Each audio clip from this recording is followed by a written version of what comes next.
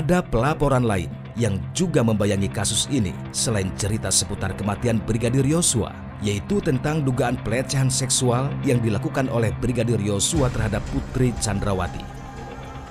Tapi soal pelecehan seksualnya? Soal pelecehan seksual juga sama kan, itu keterangan dari Ibu Putri. Ya.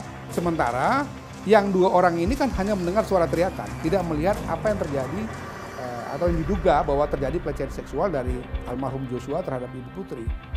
Memang dalam berbagai kasus pelecehan atau kekerasan seksual, seringkali memang ada masalah seperti itu. Kesaksian itu memang sangat terbatas.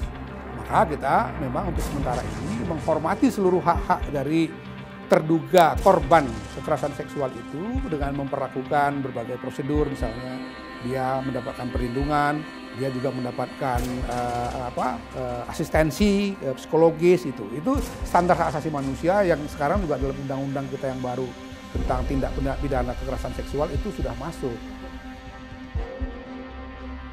Menyikapi tuduhan pelecehan seksual yang dilakukan oleh Brigadir Yosua terhadap istri Irjen Verdi Sambo, kuasa hukum Brigadir J menyebutkan semua tidak memiliki kejelasan.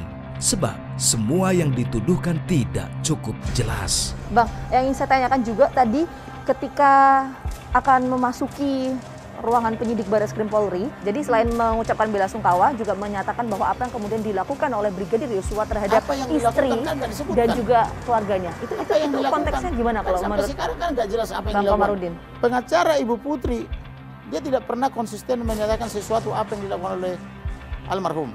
Terkadang dibilang percobaan pelecehan, kemudian diganti lagi pelecehan, kemudian disebutkan lagi kekerasan seksual. Nah pertanyaan saya, ada nggak diperiksa alat kelaminnya, ada nggak di kekerasan, ada nggak tinggal di spermanya, kan gitu, kan harus diperiksa. Pakaian dalamnya disita nggak? Kalau cuman pelecehan itu kan bisa saja mencium, meraba, memeluk tanpa izin misalnya gitu kan, itu pelecehan.